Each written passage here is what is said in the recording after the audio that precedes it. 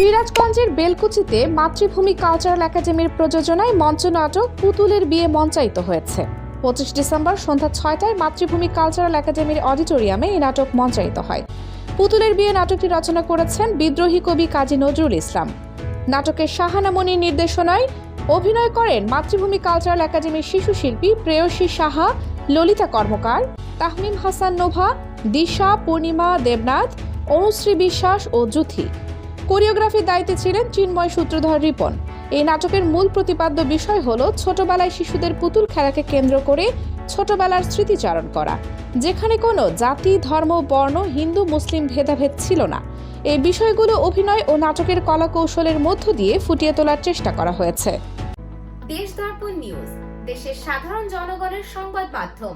আপনার সংবাদ এবং বিজ্ঞাপন প্রচারের জন্য যোগাযোগ করুন স্ক্রিনে দেখানো হোয়াটসঅ্যাপ নম্বরে।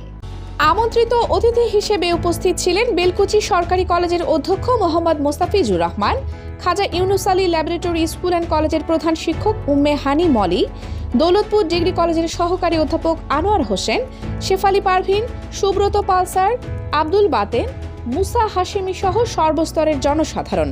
নাটক শেষে আমন্ত্রিত অতিথি হিসেবে বেলকুচি সরকারি কলেজের অধ্যক্ষ মোস্তাফিজুর রহমান বলেন, নাটক হচ্ছে সমাজের দর্পণ। আমরা বিগত দিনে লক্ষ্য করেছি বেলকুচিতে অনেক মঞ্চনাটক এবং যাত্রাপালা অনুষ্ঠিত হতো, কিন্তু এখন অপসংস্কৃতির কারণে এ ধরনের সংস্কৃতি আড়ালে পড়ে গেছে।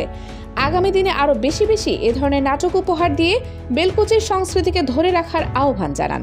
নাটকের সার্বিক তত্ত্বাবধানে ছিলেন মাতৃভূমি কালচারাল একাডেমির পরিচালক মোহাম্মদ নাজমুল হাসান।